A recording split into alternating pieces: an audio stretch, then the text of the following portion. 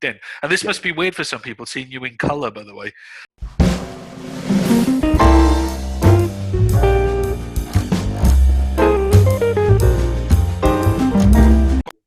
One of the attractions of doing what we do, and obviously the guys and being and working the way they do, is obviously you see this individual from day one. It's similar to yourself, isn't it? You see that individual from day one, probably prior to them starting and thinking about it. You go through that journey with them, and then you start with them, and then you see them go over, years and years of whether it's building it, whether it's just themselves, and all the challenges that they come with it. And that's where the personality thing, and it's such a relationship, as corny as it sounds, relationship-led thing, which is the same with yourself. When you then get referrals, you're getting referrals from people that you might have supported donkeys years ago in nothing to do with you now, but it comes. Yeah. It's really strange because it's such a it is such a trust-based industry. The conversations, I remember going to see a client down in Redditch about 3 years ago, and they really hated recruitment businesses. They really hated, especially the bigger ones, because they would have a day where they'll be sitting, it'll be always a Wednesday morning, he said to me, always a Wednesday morning. I'll be sitting in my office, open plan office, everyone's working away. And you can imagine electronic engineers they're all like this, they are just doing their thing, programming something, building something. And you can see this open plan office, and you'll be sitting there, and then one phone will go, and somebody answers saying, no, we've got no recruitment. Then another phone will go, no, sorry, we've got no recruitment. And then another phone will go, and it'll be the same person just tried every single extension number in this particular business. Persistency, I get the whole persistency thing. Yeah. But that reflected times 10 by 10 different larger agencies that employ the same tactic. Absolutely blew their mind of how our sector works and how we gain business. And how I got in front of that hiring manager was I happened to make a video on LinkedIn talking about this very subject. And the HR director saw the video and said, he does engineering recruitment. He sounds like our type of person. And it just got me in. And it was a good relationship, a really good relationship. And I think obviously part of the frustration with recruiters that appreciate that is having to re-educate or kind of just educate clients as to how these things should work. And I think, and that's it. Yeah. And if you see over the last couple of years, have you seen yourself because obviously personal brand, all those types of things, and transparency and all that, especially obviously over the last maybe 6-9 months, has become such a thing for one of them. Have you seen yourself having to educate clients more about it, or are they more aware now of how transparent these things need to be? Oh, they're more than aware. More than aware. They were specifically, August is probably my last proper conversation of this level with a company. And there was a moment where they had a failed hire and they needed an agency to bring in to fill the vacancy, basically. And because of COVID and because of Brexit and a few other issues, they weren't quite right. Whether should we continue this, finding this particular person? So the one thing they said to me was, we need a recruiter that we can trust to understand what we're doing. And the only way I can do that is if I vet every single company that comes through the door. And because of COVID, we can't meet you. So we're going to have to do things like this, Zoom conversations and telephone conversations. And I said, okay, before you do that then, before we have a Zoom conversation, here's my YouTube, here's my LinkedIn, go and look at me. I'm very open. I talk very frank about things. This is who I am. And that was at the time I think I recorded 2 podcasts that particular month or so. I think it was. It was the month before I recorded podcasts. I said, and listen to these latest podcasts. I think about a day, maybe 2 days later, she came back to me saying, we're going to use you. And I said, well, why is that? You've opened the door to the world before we've even come through the door. And it's really interesting to see a recruiter do that. We don't get many recruiters do that. And I think she actually said, I've never seen a recruiter do that.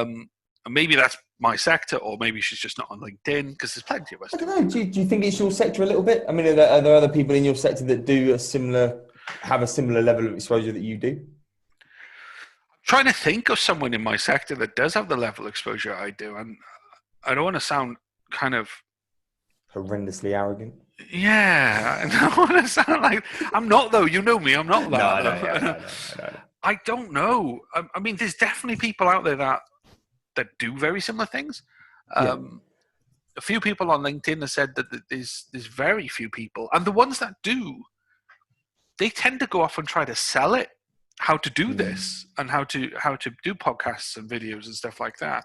I'm trying to think of anyone in my space that does it. There's very few. Do you know anyone? Can you think of anyone?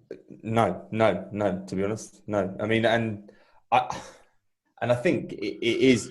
I don't know. Because this is something funny enough that we internally talk about quite a lot in terms of if there are particular sectors that being. This isn't the right terminology, but being as vocal, transparent, for want of a better word, on the likes of LinkedIn and videos and content like that, if there are certain sectors that lend themselves to that more than others, and not so much the ones that lend themselves, but more the ones that it's just not what is done. And I think I'm sure there's a lot of reservations with certain people in certain sectors to not be as vocal as they perhaps feel they could be. Yeah. Because of obviously the sector that they're in, kind of the stigma around it as well, because obviously the challenge is always what do you talk about and kind of getting an angle on it as well. But I think also that a huge catalyst is always when you go out and do it for yourself and you kind of think, well, actually it's me anyway, so why would I not just shout Yeah. about it? I was going to say, have you noticed that when someone goes from agency working for someone to starting on their own, suddenly their LinkedIn feed, their social media feeds are very loud, very noisy, and they're very vocal about things. Yeah. And I think it's really nice, and you kind of always see it a little bit. They're a little bit tentative at the beginning, and you probably felt it yourself as well. You're tentative at the start, and then there is a switch, and it can be within the first week, it can be within the first year, where you just think, fuck this. You know, there's so many reasons why I did it. I'm going to start shouting about it, and in the nicest way, that's where the content really, really creeps up with it.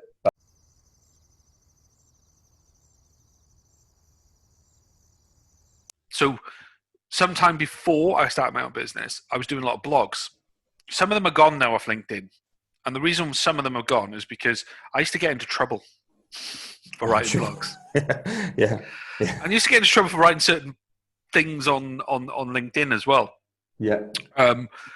Which now is like 5% of the level of where I normally go to. I was about to say, yeah. I got a written warning once for writing a blog. And I'll tell you what the blog was about. I was managing a team. Sorry, it was a verbal written warning, but not a written warning. You know what I mean? I was your number one type. Yeah. So I was managing a team for a company, and in that office there was another team doing a different sector. And as a team manager, I'm very, as you can tell, I'm not laid back, but I like to empower my staff to do what they want and have their own targets, have their own direction. I felt for years of being a manager that really got the best out of people, and it did. Sometimes it didn't. You had the odd. You do, don't you? Know what I mean? Yeah. You will always have that, but you will have the odd if you went down the authoritarian route. You have people churning out of your business anyway. So I accepted that, and there was no difference between being that type of manager, which is understanding and helped you and supported you. And the one thing I took from a really awesome manager called Helen, I'll always say this, she's one of my favorite managers ever, was focus upon the things they did good and then manage the things they did bad at that moment in time. Don't store it and throw it at them in the review. If they did something bad, then talk about it and say, why was that wrong? Oh, because of this. And then manage out. This office, which is hard to do, though. Which is really hard to do. I mean, being proactive in terms of the management. I mean, I know. Reactive management is good. Proactive management is better, in my humble opinion. And I'm doing some content about retention at the moment. I'm basically pouring out my management experience into this blog. It's fucking got too long nowadays. But with that, with this particular office, we had two different types of management styles. His was authoritarian. You had to be there at 9 o'clock. You had to be there. You had to do your KPIs. Where mine was, right, you've made 3 placements this week. What are you doing next week? Well, I'm going to do 20 BD calls today. Brilliant. Go and do that today. That's your focus. Get some more jobs on for next week. Yeah. Whereas his management route was, you've had 3 placements. Why haven't you done 10 more interviews? Oh, right, you need to get 10 more interviews. Where are you going to get that from? Do you know, it's the logic process of the flow. You've got to have jobs, have interviews. So let's start there. How do you get to there? And then if they did something wrong, they didn't, say, for instance, the placement slipped out. Well, where did that go wrong? How did that go wrong? What have you learned from that? And then we'll create an action plan around how you can do better next time. So it was a very proactive management process. But what I did with them, because I did that, was if you turn up at 9:05, why should I shout at you? You work through your lunch breaks. You tend to go home at 7 o'clock anyway. Let's just be here, do our job, and go home. Let's just do that. So he used to complain about my staff turning up at 10 past 8 it was, not 9. One guy particularly lived on a part of Birmingham where he had to get 2 connection trains to get to us. So if one train was late, then that's it. It cascades for the rest of the trains. I used to say to him, why don't you set off at 7 o'clock? Kids, life, it doesn't always work like that. So you kind of go, right, do the best you can. But he was an amazing business developer. He did his job really, really well when he was in the office, but his time was terrible. So anyway, I'm going on a long story here. How I got a verbal warning. So he used to report, the other manager used to report my staff late to my area manager, and my director. And 3rd, 4th time, I kind of let it slip. 5th time, I thought, I'm writing a blog about this. So I wrote a blog about it. And not passive aggressive at all, are you, Mark? No, especially when the teams are small, because obviously we see it all the time as well. You've got a small team at the moment, haven't you? We do, and it is. So there's 5 of us. Will be 6 in February, or the end of February. And it really is. It's an objective-led thing. At the end of the day, you've got to think about, okay, where do we or any business want to take this business over? The next couple of months, the next couple of years, and fundamentally, obviously, there are always going to be things, whether you're a manager or the owner of the business as well. There are going to be things that are going to niggle you, and certain things are going to niggle you more than it would your counterparts. But at the end of the day, it's thinking about, okay, is the objective, are you still meeting the objectives that you got? And really, it's then defining the things that are important to you. I think culture, the challenge with the small team I've found, and obviously I'm sure you have as well, is if you're all not on the same page and all not pulling towards that objective, it bleeds into other things. And before you know it, you're so far away from where you want to go through things that you could have just nipped in the bud on day one. Yeah.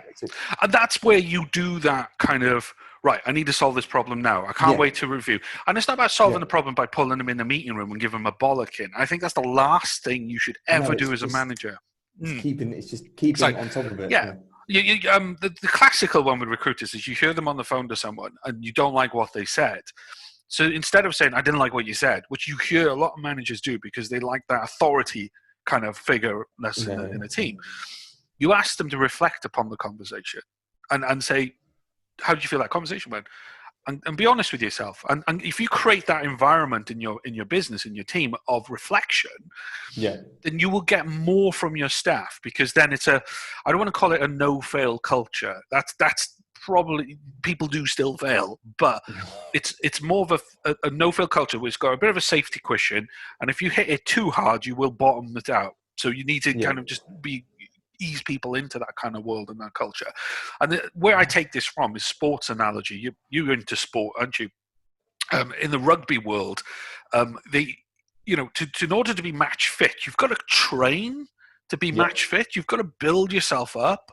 So in order to get performance out of anyone, they've got to be taught how to perform first.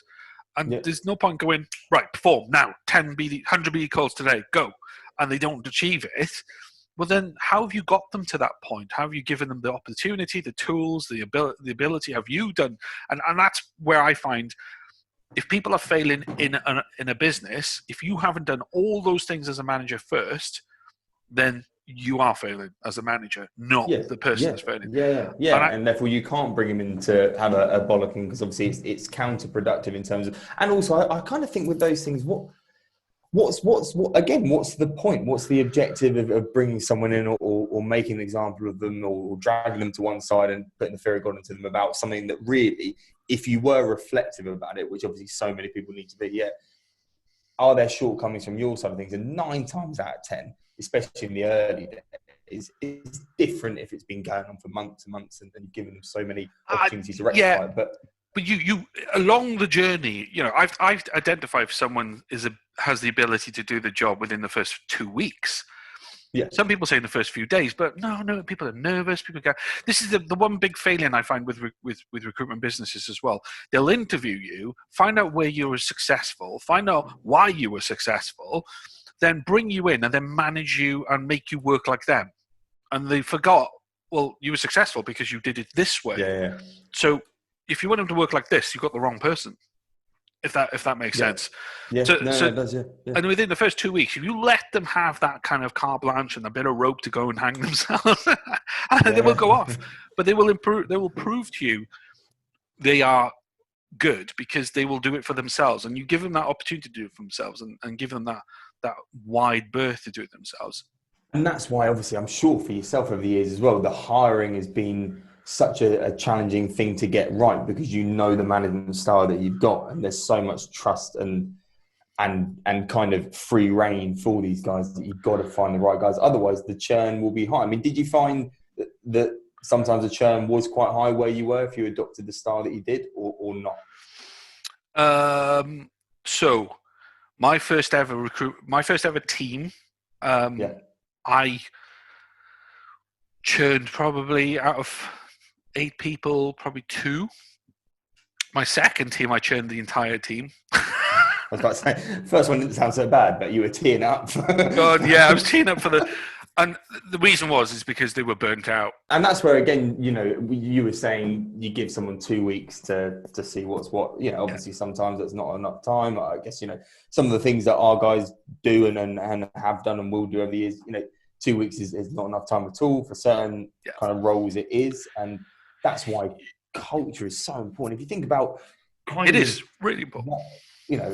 Obviously, I know what we do at the back of your hand, so you kind of say, okay, for a model like this, and it firsthand, for a model like this to really succeed, it's the tools and the infrastructure and the processes. Yeah, fine, okay, we get that, but it is the people that will then be involved in that business, not only from an external point of view, i.e. the clients that you work with, and obviously it's the same in recruitment, but also internally, you want to kind of build this culture and this feeling of the shared objectives, and really you're there to help these guys. And that holistic thing, I know it takes a lot longer than, I know you weren't using ours as an example for the 2 weeks thing, but it takes months before you realize really settle into it. And especially with you, because you invest in businesses as well. So this is different to hiring a member of staff. Hiring, you can give it a period of time and then you could just sack them off. With investing in businesses, you've got contracts in place, haven't you? And with that stuff, I was talking about the internal eyes. From the external kind of perspective, you're trusting, trying to create that kind of, it's very similar to the internal part of it as well. So you're trying to identify people that work with you, as well as which is why sometimes obviously the model works very well for people, and you know that early doors during the conversation that you'd have with someone whether this is the right model for them. And then for some people, it's a very honest conversation about, okay, I don't care how good you might be or how much you want to do and X, Y, Z, but this isn't the right model for you to do that. Yeah. Well, it is. No, it really is. I mean, you said it in one of the blogs that you and I were talking about in terms of, it's building a team around you that you can trust in the areas that, okay, you are going to know intellectually what might be needed in those areas, because you always will. You don't tend to talk to a recruiter who doesn't know that there are core areas outside of the recruitment that they're going to need to build a business in the way that they want to. They're not naive enough to think that, because obviously they're not idiots. Yeah. What they appreciate is that, okay, fundamentally for me to get to where I want to get to over the next couple of years, streamlining that process and essentially trusting in people, because that's going back to because that's what you're doing. It's same with accountants, same with creative guys, same with legal guys. the accountants is a prime example, because obviously we've got some great ones here where you kind of say, okay, there's one thing mastering what it is that you're doing. There's another thing then talking to the guys that you're supporting and saying, right, okay, these are the numbers. You're going to know vaguely that these numbers are round about what they should be. As in, you know, ballpark figure of what they should be. These are them, because obviously you trust them, but these are what then the numbers are going to enable you to do, because we've understood your purposes to why you're doing it. Because at the end of the day, you know, and this is something that you're very conscious that you talk to people about, and I say to the guys more often than not as well, is that what we do and what our guys do, yourself for example, it's so hard. You know, it's immense. I don't know. Do you know what? I think your job's harder than my job. My job is exceptionally hard. I think mine is the hardest out there. Yeah. You're just, you have to manage those idiots. No, I'm only kidding, guys. I'm only kidding. No, but I mean, as I look at my job is dealing with engineers and dealing with engineering companies, which comes with its own issues and problems. But that's my job. You know, that's what I do. You're dealing with us, recruiters, and how you guys deal with that, and then you're dealing with your own team as well. So all these little camps that you have to work with various different personalities, and trust me, I know these type of people because I'm one of them. Yeah. We've got our problem clients, and you're very much in that. I know I am. Yeah. You're on the hit list that we let it ring a couple of times. Let it ring. I know I'm on Jordan's dartboard. I know I am. But I think it's that. I mean, obviously going back to that, that's what makes it all so fun. And you were saying, obviously, when you're sitting there with times that all these things are incredibly tough. And again, you hate to paint the picture that the first year, the first 2 years, the first 3 years is going to be the easiest thing for anyone to do. Of course it's not. No. And that's where the purpose, as corny as it sounds, it needs to be there. So you kind of say, right, okay, you need to be, you kind of look at the two camps of it's the professional side of things and the personal side of things, as corny as it sounds. Professionally, are you more than capable? Have you had a proven track record? All those types of things. You, again, said it really interestingly in one of the blogs that you and I were doing together, where it's looking back over the last 12, 18 months. And it's so obvious when you say it, looking back over the last 12, 18 months, and right, okay, new business wise, where does that come from?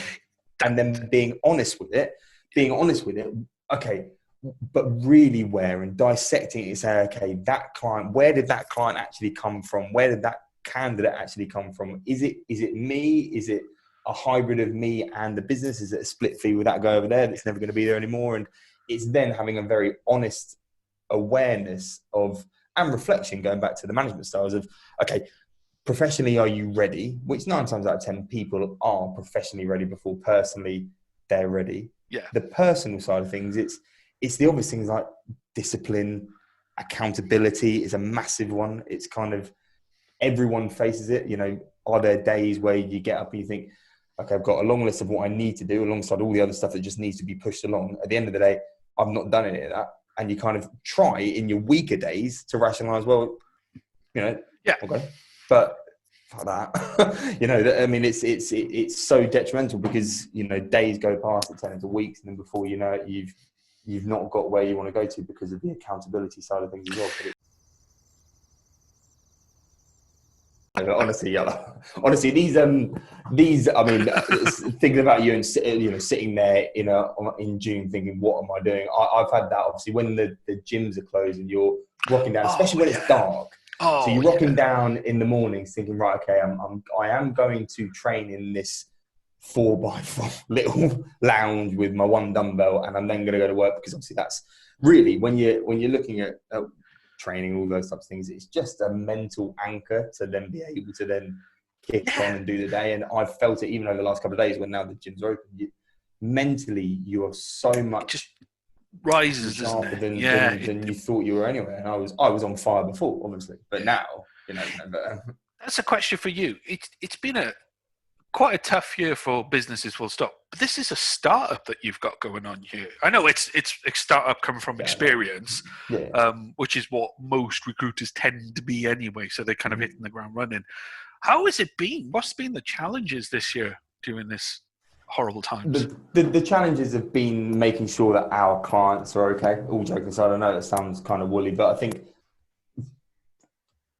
you know, when I started it, it wasn't like it wasn't a surprise that I was doing it. So I was always going to do something at some point.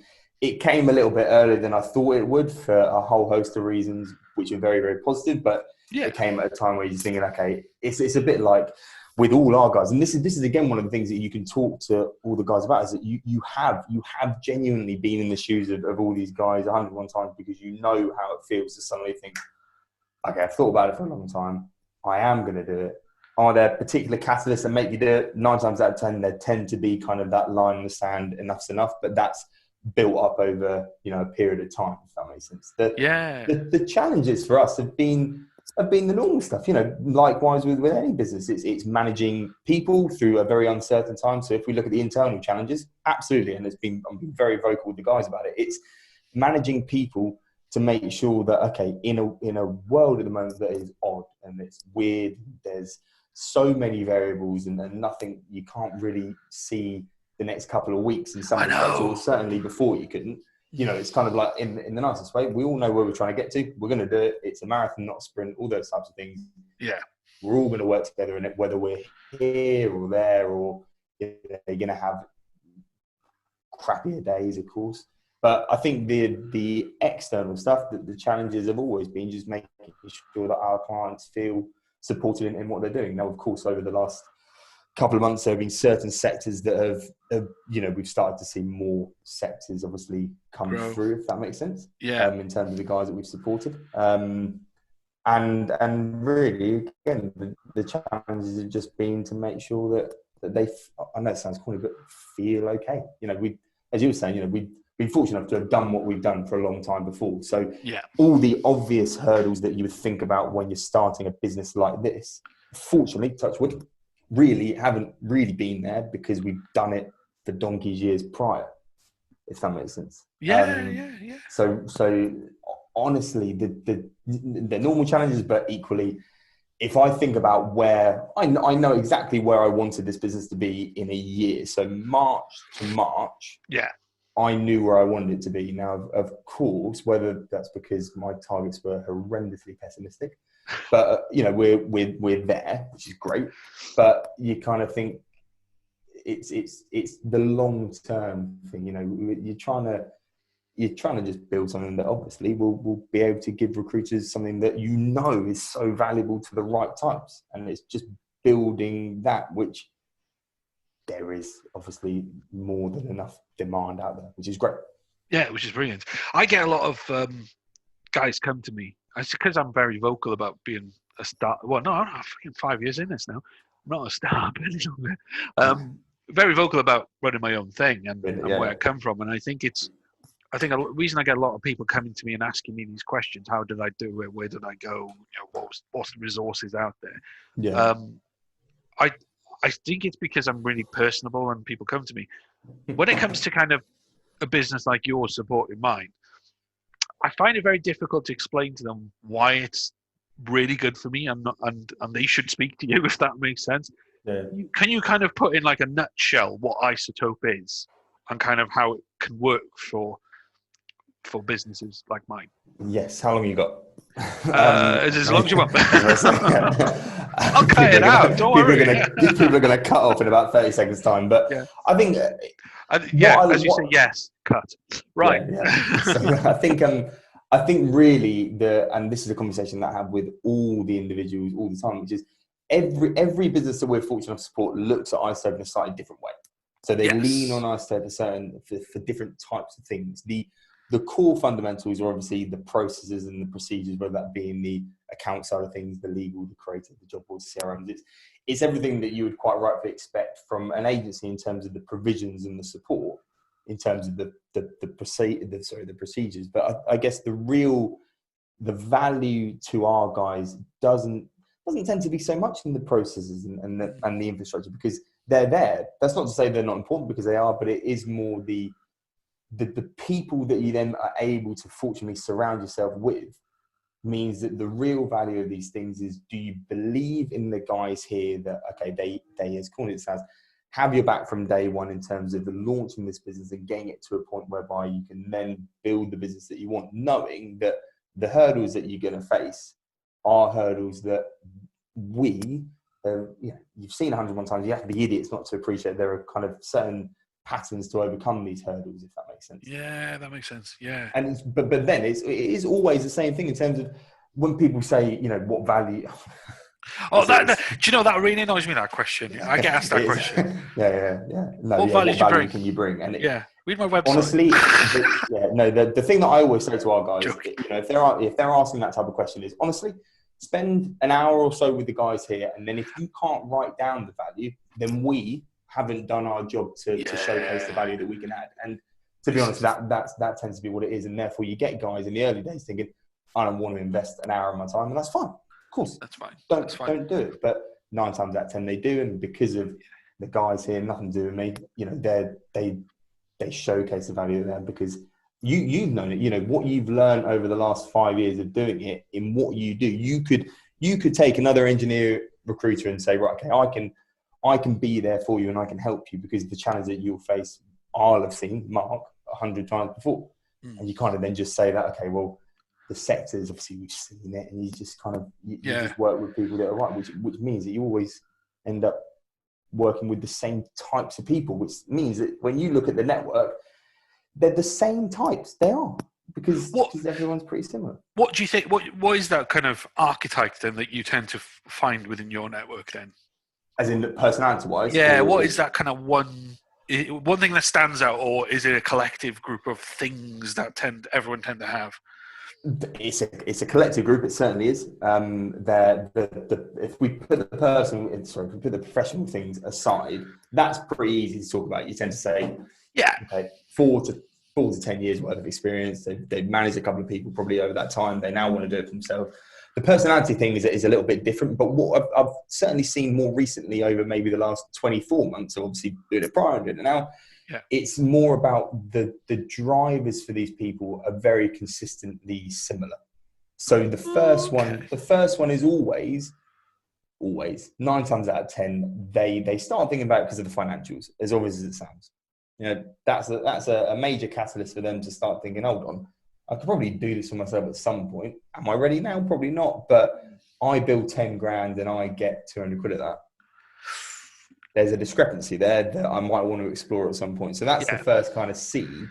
But then when you really delve into the reasons why these guys want to do it, that then remain consistent throughout, it's the pride and the autonomy attached to building something for themselves and building the culture that they want. Yeah. And that tends to be the consistent trend where I can then sit and say, honestly, that's right up our street. It really is. Yeah. These guys that want to either be independence and the culture for them is being proud of, well, it's me. This is what it is. I've always wanted to be me. This is it. Or the pride attached to building what will be, I'm not saying these guys come in here and build businesses worth of 50, 100 people, because they don't. They build businesses of 3 to 8 consultants. And that's it. And that's enough. And that's it. That's enough. The irony is, I mean, people, I think again, this is a generalization, but employers like to create this idea that you need 50 heads around you to have a quote successful, profitable business. You don't. I mean, you don't. You need, I feel, between 3 and 8 proper billers consistently doing similar kind of numbers in markets that subconsciously you can build an asset if you want to. And 9 times out of 10, when you first have the conversations with them, they're vaguely interested in maybe having an exit strategy at some point. It's interesting, isn't it? The amount of people I've spoken to, they talk about, I love to build a business and sell it. It's almost like I love to play for Man United. It's almost that kind of goal, isn't it? Where a little bit in the early days, in the early days, and then when they realize how good they are, they may then create that exit strategy, or they may start up a couple of other things in the background, like property business, or so something that's slightly different to recruitment. Which is then why it's always about, okay, what is this? If you view the business as always the same thing, it's a vehicle that you have something to do with, but it's a vehicle, and that vehicle over the years is going to take you wherever it is. Where you need to. Yeah, and essentially your relationship with the business, as you've seen over the years, will change, and it will give you different things, and therefore it has to be a different thing. Yeah. And really, that's where we tend to see, if someone's going to grow and settle, it is maybe 2.5 years in, they then think, okay, I probably can. And that's where you then lean on the guys here again and say, okay, well, if I can, how do I do it? What's the best way to do it? And then you don't sell them or promise them a dream of, yeah, we can build your business and sell it for 50 million quid, because I don't know you from Adam.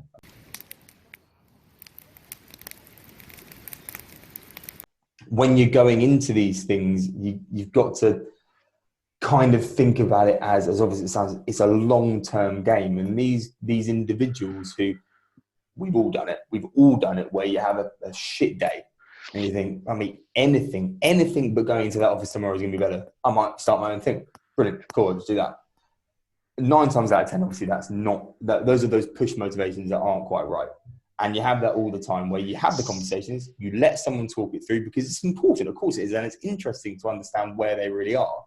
Yeah. And then with people like that, as is always the case, and I know it was for you 5 years ago when you had the conversations in the early days, you send them away every single time and say, right, you've had the conversations, the logistics are there. Fundamentally, you need to understand, okay, fast forward 6 months where you're not niggled anymore. Yeah. Where do you actually want to be? And if it's for a quick buck, then this isn't the thing for you. Yeah. Because it's not. If it's for a long-term thing, then of course it is. Do you find that when they come to you, there's an epiphany somewhere that's happened quite recently, like in the last couple of weeks? It's not like for me, I always wanted to start my own business, but that leap into the unknown, I call it Looney's Leap, and it's a term I derived from a place called Looney's Leap in Wales, where you jump off a cliff into 2 waterfalls, and you jump right into the middle of it, and it's called Looney's Leap. And I will never forget standing there trying to jump, and that go, and you couldn't go, and then somewhere inside you did it, and then when you've done it, it's like, oh, this is amazing, and you're swimming out of this white water and elated with dolphins and all sorts. And that leap to start had to have an epiphany for me to do it. And do you see that? Can you verbalize that? Yeah. You tend to have catalysts, and so obviously some of the conversations that you would always have is, okay, how long have you think about it? Why? All those things. Say, okay, you're saying all the right things. That there must have been something over the last couple of weeks or months that has made you just switch and pick up the phone and have a chat. What is that? And then you start to gauge that there are different moments, different epiphany moments, whereby the first one is making that leap from thinking about it to making that first call.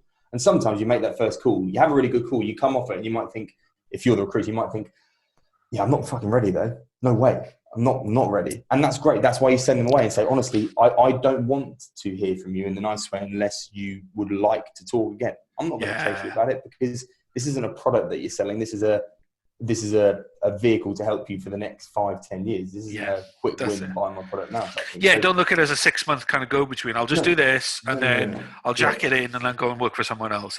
Because it's not going to work. And I think that's why you have multiple kind of epiphany moments. And then it's always, I mean, some people are different than others, as obviously it sounds, in terms of how hard that leap is for them, and you live and breathe it with them. You do. I mean, you have phone calls all the time about people saying, just going to go hand my notes in now, give me 10 minutes and I'll give you a call back. And they go do it. And they do it and they feel fantastic, or it's horrendous. Or, and there are all these stages, which means that even when they start, you still want to make sure you're there. It's like, I think you're right. There was a multitude of little things, but there was that. There is. There's always. There's not one cataclysmic moment. I mean, I ramble on that all the time because it was my word of the day one time. And I now use cataclysmic all the time. Yeah. But I can't spell it. But it's one of those things that there isn't a one moment that you just think, right, this is it. It's built up over months and months of tentatively thinking about it, and then little things become magnified. They do. The thing where, understandably, everyone has niggles at work. Everyone does. Everyone has frustrations with where they are, and I think to solely, it's going back to just having a bad day, to solely look at it as that is wrong. It's when you start analysing these things about, okay, why am I getting so niggled at that? It's because of the bigger thing of, I don't feel free about what I'm doing. There's a vertical there that I can't work. I'm having to split fees with people that I don't like. I'm having to do this. I can't work with that client because it's something to do with him. I can't increase my earnings because I'm feeling restricted here. I can't build this. Why would I build that for someone else? And you keep coming back to all these things. And then before you know it, it seems like such an obvious thing. And that's why, And also then when you add what we talked about in the blog that we did together, I'm doing this. I'm BDing every day. I'm picking up my own clients. I'm finding my own candidates. I've got no accounts. Hang on a second. I'm running a business here on my own. I'm doing this for me, but I'm giving the money to someone else. I think I can do this for myself. And I think there's you add a little tiny more catalyst to it, and then suddenly it's one massive explosion when you realize. And then you think, okay, so why do people not do it? So, people, all recruiters will go through that. It's no different. It's not that there are certain situations whereby you'll never feel these things. And I guess it's because obviously I'm sure you've spoken to people that I know I certainly have. Spoken to people who have thought about it. You look at them, you talk to them, you say, okay, like I can't see a reason why you wouldn't. And then they don't. And I guess it's understanding then the themes as to why they don't. I find the ones which I've had a multitude of conversations. One or two came to me once, said, I'm going to start up my own. And then you point them in the direction of yourselves, or go look at investors, or go to the bank, or go get a credit card, or go get a personal loan, whatever you want to do to financially secure yourself at the beginning, because that's always the biggest fear of every one of them. It's one of the biggest ones. And once that's settled, the rest of it is really kind of academic, and it's all down to yourself and how to get money into the door in the first, until the end of the money you've been able to get. The ones which I think are the wrong ones to do it, micro focus on the wrong things. And they don't look at the macro of it all. They don't look at the bigger picture. They micro focus on one. And there was a couple of examples quite recently where I'm thinking, this is not the right thing for you. You shouldn't be doing this. I had one guy phone me up 3 or 4 times a week for about 6 weeks. He was doing it on his own. You got a credit card or a loan. Sorry, I'm sorry. I didn't. Stop doing it. Stop doing it, Max. No, but he phoned and said, "What desk have you got?" Just some.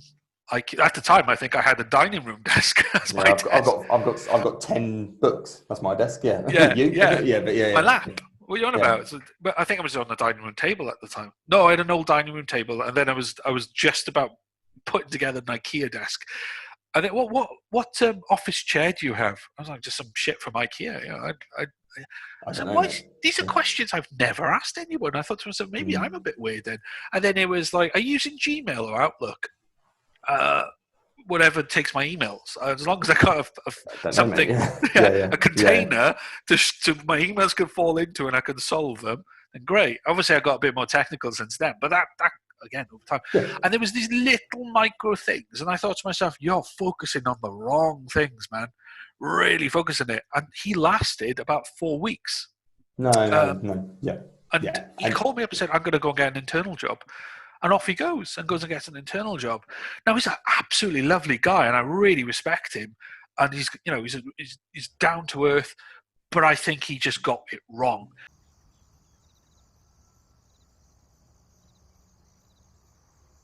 That is always a little bit of a red flag for anyone, whether it be us or even the recruiter. You'd be saying, this sounds like a red flag to me if it was you, is the over-reliance on their current clients. So everyone has restrictions. Restricted covenants is a huge one, obviously. So you kind of think, okay, really from our side of things, it's a new business thing, as you were saying. When you look at those current clients, if you have an over-reliance on them in the early days, and I'm talking the first 6-12 months, if you're building a business on, well, I've got these clients, I'll just take them across, they'll follow me, they love me. They might. But let's forgive me for being cynical. Let's play the game that doesn't happen. Let's run the numbers on that. And let's run the numbers on day one. You're sitting on that office chair that Mark recommended to you that was crap. And the grey one for my kids, only 60 quid. Use Mark 10, you'll get 10% off, and then I'll get a little kickback. It'd be great. That's it. But it is that, isn't it? It's kind of like that is a little bit of a red flag to us and also to our recruiters, that if there's an over-reliance on those current clients, it's probably not the right thing. You're too focused on that. Oh wow, you've hit another problem that I've come across. You've smashed it in the face. Actually, this was a conversation, exactly this conversation I had. It might have been about 18 months ago with someone. I've got 6 clients, Mark. I'm going to take them. I'm going to take them with me. I'm going to go start up. Who do you use? What do you use? What do you use for contractors? What use? And I was like, whoa. Hang on a second. Who are these 6 clients? And one of the biggest clients in the engineering sector you can think of, right? Even I know to get in there. And I'm working with a company at the moment. Well, I'm in talks with a company at the moment where I'm trying to get on their PSL, a big European engineering company in the automotive industry, and we're in talks about procurement, and we're going to go back to HR, and then we're going to go back to procurement. It's a long, lengthy process, and it'll probably be done by April, we think, that me and the HR business partner. But if you're going to take these very large clients that are very well known in the sector, where you put hundreds of contractors in and go to your back bedroom and run that, yes, it could happen, but there's a very small chance of it happening. And I was trying to explain that to this particular person, and the day they handed in the resignation, even loaded with information like words like restricted covenant and legal letters, they had a very big dose of reality when they day one started, picked up the phone, said, "You're not on our PSL." "Yeah, but I've done all this work for you." "Doesn't matter. You're not on our PSL." Yeah, it's hard. Yeah. No, I mean, and it happens all the time, doesn't it? And you experience it all the time with our guys. It happens all the time. That is always a challenge. And I think, not to say though, I think in the first 3 months I had none of my old clients come to me. I think by about month 6 I had about out of 10, let's say, 3, maybe 2. And also, sometimes it does work. Sometimes it does. We have, I remember very vividly, some of the guys that we've supported over the years are guys that it's an opportunity.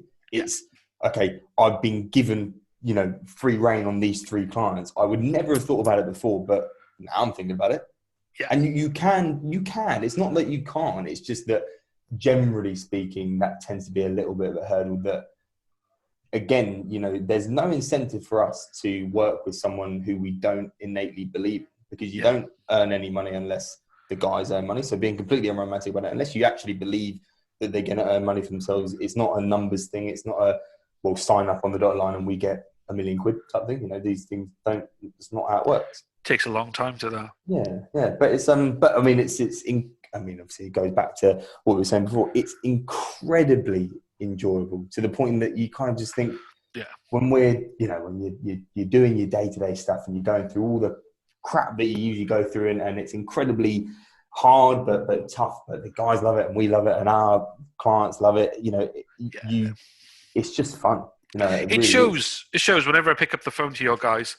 I have a chat to mostly Jordan, because he hears me moan about tax and VAT and here's my expenses this month, Jordan. Mark, stop spending money, for God's sake. You can't quite put that through as well. I did tell you. Can I have a podcast microphone now? No. It's not like that, by the way. He's not like your dad. He doesn't control your money. It's really interesting, especially when you in the days, especially days like this, where you're looking at, shall I furlough myself? Shall I do this? Who do I speak to? Where do I get this information from? Because HMRC sends through so much shit now. Suddenly, I think someone in HMRC has just discovered email. And I've now received more emails from HMRC than I've ever received in my whole entire life. And also, certain departments, it's funny, we've seen this. So obviously, HMRC are different departments, and clearly what has happened over the last couple of months is that certain departments have just completely shut down. And then they suddenly wake up and you get a barrage of all the things that you would have requested back in May that come through now. And it's like, okay, so you guys are back in then now, Yeah, you're off furlough then. You're back, okay, welcome back, Where were you 4 months ago?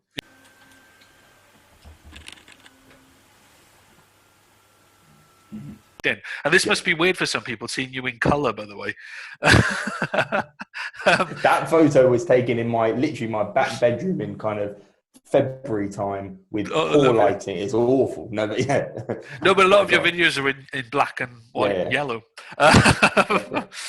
It's like we've got a brand. It's like, but How was I saying? Yeah, it's coming back to that. And then before Yeah. you've had that conversation, the sphere of influence of what you've created already in the social media world, people already know who you are. So they're going into, I bet, do you get it as well? People come into conversation like you've had 3 conversations already with them, but you haven't attended those conversations. They watched your videos. So they come in right in the middle of something.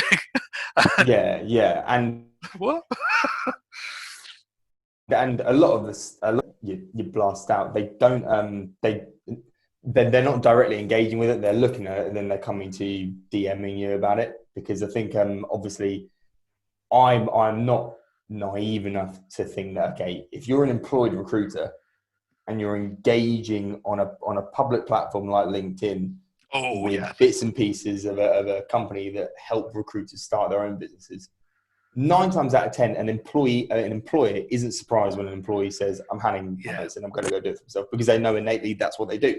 So if you start engaging a lot on stuff that we're doing, it has red flags. So you get a lot of kind of DMs saying, can you take this off LinkedIn, bring them chat here. This is why on social media, we need to get away from the vanity metrics of likes and comments and views, because it doesn't matter, especially what you're offering, what I'm offering.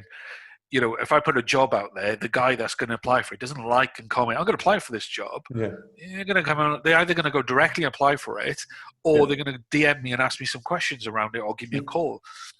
That's what it's about. It's awareness making. That's all it is. And I think there's too many people going down that vanity metrics, and people selling you how to do LinkedIn are pushing vanity metrics as a I know, and I'm sure it gets everyone, doesn't it? You kind of think, you see these ones and it's like, why is that blowing up? I don't understand why that blows up. Why is there so many people engaged with that? Because it's not great. I don't get it. I don't understand it. Yeah. And then you have some people that loyally, LinkedIn's obviously the LinkedIn feed at the moment.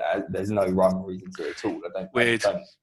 I don't get it. But also I'm seeing, and I'm sure you're also, which is fine, I'm seeing the same people. It's new content, but I'm seeing the same people. It's like my network is kind of shrunk in terms of the people that I'm seeing, as opposed to. But that just means that obviously the quality of what they're doing is still very good. But yeah, the likes and the engagement is lower. But you expect that they're just getting these things similar to us. You get them from different places. You see people, you're vocal on LinkedIn, and they say, "Oh, well, I've been following you for quite a long time." Never engaged, because why would you engage? Yeah, because you're a recruiter working for someone else. You wouldn't. Yeah, it's amazing. And those are the people that come to you and ask you questions, and you like, who are you? How do you know me? And then you're like, you keep forgetting. You've put like loads of video out. You told the world who you are.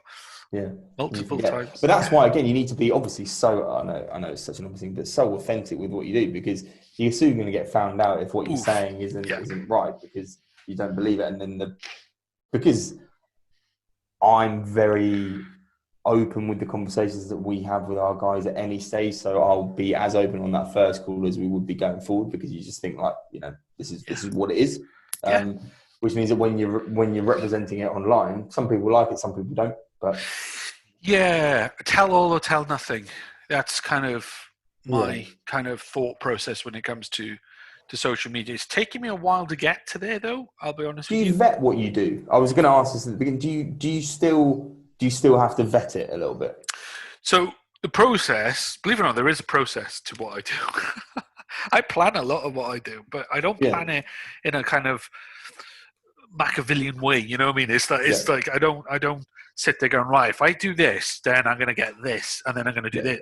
It's not like that. It's I've got something to talk about. Right, how do I talk about this thing to maximize the conversation, not to get likes and views, to maximize the conversation? So I will write it, delete it, write it, delete it. Or I'll have like a Friday morning and I'll write something. I go, oh, that's fine, send. And I'll normally load them up on Buffer.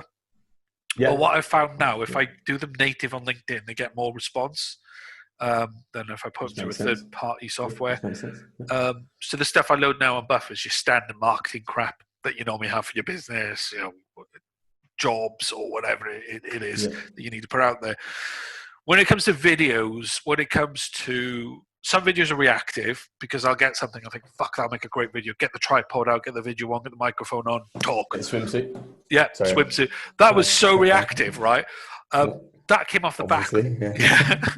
That came off the back of Hunted did a video, and I was Yeah. crying with laughter at 8 o'clock at night with headphones on, and my wife watching Coronation Street or something, going, "What the hell's wrong with you?" I was like, "I've got to You do don't get something." it. You don't get it. You don't get it. What happened was, yeah. And I made that. So the next morning, and I was about, because my little boy, my father-in-law picks him up in the morning because he wants to do that on the Friday. And I was about like 7:30 in the morning. And I'm like, I got to do this. I got to film this. And I literally grabbed my phone like that, and I was just filming myself pretending to type, and then captured the screen, Yeah. and then everything, and edited it. So it was about 7:30 in the morning, I think it was, something like that, 8 o'clock. And by 9 o'clock, I'd edited it, got everything done with it. Obviously, taking a few calls. I was on the call editing at the same time because I was quite excited. I had this reactive joke that I just wanted to get out of this straight away, and it worked. And I find some of those reactive stuff tend to work quicker and better if you get them out as everyone's there, as the elation of whatever's going on and the tip of it's everything. trends. I mean, it is. If you just look at anything, you got to jump on these trends. And LinkedIn, I think LinkedIn is a platform within itself, and obviously, in terms of the trends that it has, are just quite platform specific. Whereas other places, you see these trends go across platforms. Yeah. With LinkedIn, it's its own. It's got its own microcosm of trend. Absolutely is. Yeah. Let's just cut out what I just said. You just say that. I said LinkedIn was a platform. Yeah. You just frame that. That's done. We're done. It's micro. But I get what you're saying, because you try to take stuff off TikTok or you try to take stuff off Instagram, and you try to put it into the microcosm of LinkedIn, and it suddenly disappears. It like dissolves and falls away. And you're thinking, well, what the hell went on there? It's because it has its own set of rules. I still believe it still has an own set of rules. It's not Facebook, but it is. It's not TikTok or Instagram, but it is. Yeah. But it's the business version of that. But it still falls into the same rules as all the other social medias. But then it has its own character. So it has... I don't know how to put it's this. A community. I love it. I really like it. I mean, there's Tosh, there's good stuff, there's it's a nice place. It's TikTok is very fast moving. I don't know if you ever look on TikTok, and then you look at the comments, and it's full of like Twitter. I find Twitter a very difficult place to be. I'm not very good at Twitter. You say something on Twitter, you catch the wrong group of people, and it just rips it apart. It's like that. The state of LinkedIn. Some days I'm laughing my head off on that. I've been on the state of LinkedIn twice on Twitter, and then I don't anymore. I look at the comments and I'm thinking, what is wrong with you people? Why are you like this? This is weird. Whereas on LinkedIn, you okay? Do you need help? But then on LinkedIn, you get some of those comments, but then they either edit it, realize it's a bad comment, delete it, kind of censor themselves, or they'll leave it there and everyone points and laughs at it. Everyone recognizes it straight away. What are you doing? That's not look, this is who you work for. What your boss is going to say something, and they do. Bosses do say something to them. No. I mean, when we were back previously with our previous guys, I never got vetted with what we said because you didn't have to, but I can see why you might, as an employee, you're conscious of what goes out. You are, obviously, and there's a balance. But again, it's I don't know if there's room for formal training on all these things, or if there's not. There needs to be an education, I think. I think so. I've been asked, and I might have something next year where I might go and see a friend of mine and his company and talk about LinkedIn and kind of. I don't want to use the word how to do it, but how to do it from a recruiter's perspective that is beneficial to you and everyone else. And I was on a podcast, not on the podcast, I was watching Amelia Sorrell yesterday, and I asked a question, and she introduced me before the question. I was like, wow. And what she had said is, follow Mark, he has a subtle blend of professional comedy, facts and conversation. That's how to do it. And I sat there going, really? That's what I'm doing. Holy shit. I don't realize I'm doing that. And it's just me being myself. That's all it is, mate. That's all it is. How are people going to get hold of you, Max? Where are you? Where'd you hang out? LinkedIn. Too much. Yeah. LinkedIn. I mean, it is LinkedIn. It All is, jokes isn't aside, LinkedIn is where it is. People can just call. Of course they can. But we have a couple of guys who call out of the blue. And Brilliant. they'll call the landline and it'll be really interesting because obviously you're trying to understand where they've come from. Yeah. But yeah, no, obviously it's LinkedIn, which I'm painfully there all the time. I'm sure people can see. But no, thank you very much for having me on. I really appreciate it.